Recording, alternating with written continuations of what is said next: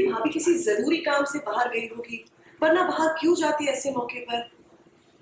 मैं बताती हूँ तुम्हारी भाभी कौन सा जरूरी काम बाहर करने गई थी।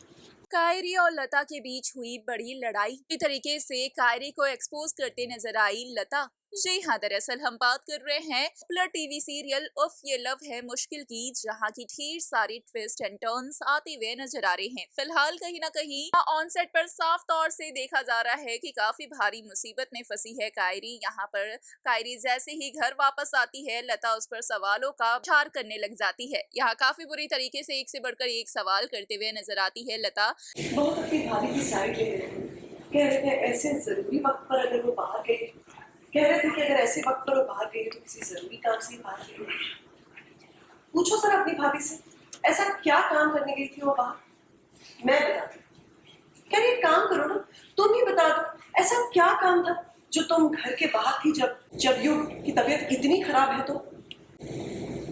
था कुछ जरूरी काम, उसी के लिए।